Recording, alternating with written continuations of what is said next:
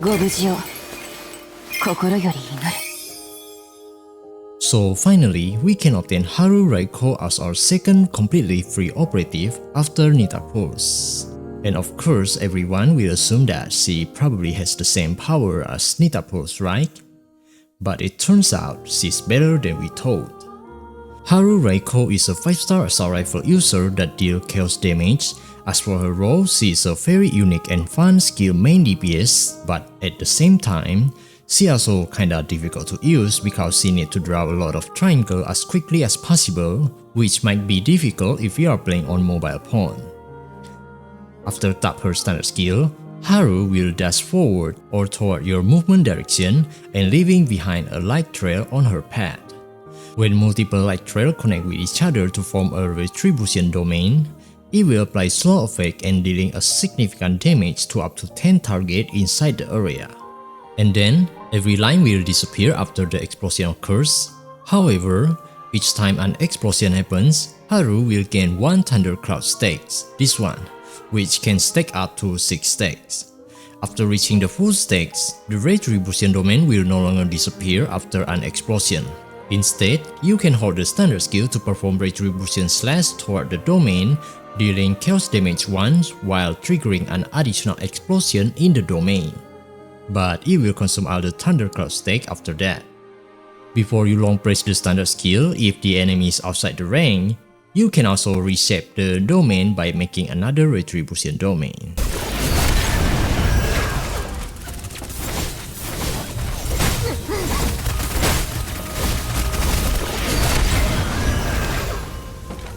Lastly, just like the previous exosuit, Haru RAIKOU also can deal true damage if the enemy doesn't have shield or its HP is below a certain percentage of Haru's attack.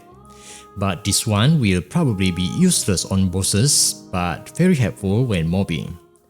After unlocking the first Neuralink upgrade, it can decrease the standard skill energy cost to 3 energy, while the second upgrade can increase the standard skill damage by 30% and increase Haru interruption resistance. After Haru uses her ultimate skill, she will slash the ground leaving a very long light trails which can also be used to form the retribution domain. If Haru has at least 5 ultimate energy, by long press her ultimate skill can unleash Sky Piercer Slash toward your aim direction and leaving behind a thunder burst like trails that last for 20 seconds. Then Haru will enter Thunder Burst Flash state, which reduces her ultimate skill cooldown to 0. This can allow her to spam her ultimate skill on the Thunderburst-like trails to quickly create Retribution Domain multiple times. At this state, Haru can reach her highest DPS output, so make sure to use every second to spam her ultimate skill the moment Haru enters this state. The first Neuralink upgrade can increase Haru's attack by 30% after she enters Thunderburst Flash state, while the second Neuralink upgrade can allow her domain explosion damage to ignore the enemy chaos resistance by 20%. Haru's support skill can deal a decent AoE damage to up to 5 targets in front. It doesn't deal much damage, but if the enemy is close to dying, the first Neuralink upgrade can allow her support skill to also deal true damage if the target has no shield and HP below 215% of Haru's attack. While the second upgrade can meow meow meow. Anyway, when equipped with a chaos weapon, Haru's Deiwos Skill can provide chaos damage buff by 16% and the ratio will increase by 1% each time she defeated an enemy, up to 10 stack. Additionally, it can also increase Haru's attack by 5% for each 100 element index. As for Haru gameplay, the art of playing Haru RAIKOU is about making triangle as fast as you can. Therefore, Haru needs to always start a battle by making a triangle in the fastest way you can think of. You can make the triangle in the most civilized way or in the most barbaric way. It is up to you. But one thing for sure, her standard skill slash can deal more damage than her ultimate skill slash. Therefore, if all of your skill hit the enemy, the barbaric way can deal more damage than the civilized way. After an explosion occurs, Haru's signature weapon will allow her to use whole ultimate skill without consuming any ultimate energy. That is when you need to perform this action immediately.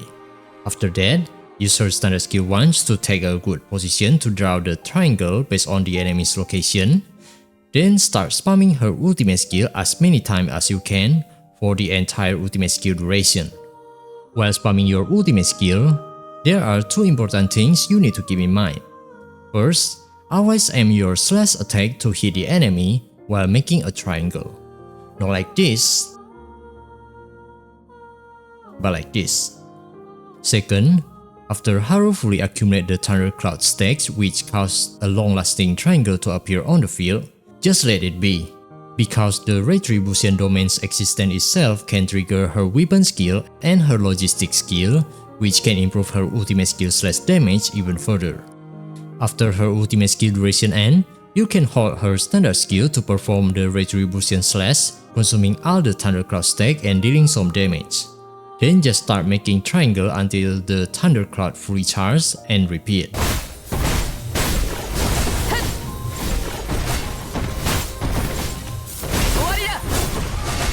On the other hand, when facing mobs enemy, you don't need to only make triangle shape since that can only cover a small area, which might miss a lot of enemies. Instead, you can use more than 3 lines to make a shape. Of course, her DPS will be decreased, but her second autos drive will compensate it a little bit. As for her weapon comparison, so you pull Haru RAIKOU's signature weapon.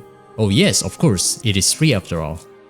Instead of talking about her signature weapon, let's discuss about her advantages and disadvantages. As I said in the beginning, Haru's is better than we thought. Despite her being a completely free operative, she is a proper main DPS. If we compare Haru and series with Nerida and Marian, a fully built Haru RAIKOU at her ultimate skill stat is on par with a manifestation for Nerida. Her DPS will start dropping off only after she exceeds the ultimate skill stat. Additionally, after unlocking the first autos drive, you can spam her standard skill as many times as you can without worrying about her skill energy availability. Therefore, you can even use her for fast travel in stages or Star Master by spamming the skill. She can also heal herself, making her a good self-sustained DPS. Very good skill DPS, right? But here comes the downside. Haru is a sustained DPS, which means, unlike Nerida, she cannot accumulate damage when the boss is in invulnerable phase. She can't reach flying bosses like the whale or any high mobility bosses. She is highly reliable on her ultimate skill, but she can't regenerate ultimate energy on her own. Haru needs shooting to recover ultimate energy, but doing so will significantly reduce her DPS.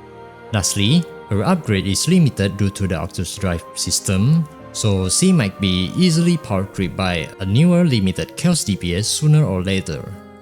In summary, although Haru has a good DPS output, she still can't replace Nerida due to she's a sustained DPS and unable to attack flying bosses. But at least she's still looking cool on her default outfit and fluffy cute in her Miko outfit. As for Haru's best teammate, since Haru is a skill DPS, so anyone who can buff skill damage or general buffer can be useful for her.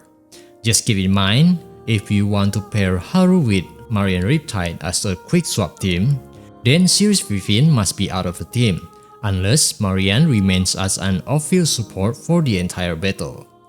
Alright, I think that's all for me. Thank you for watching. See you next time. Cheers.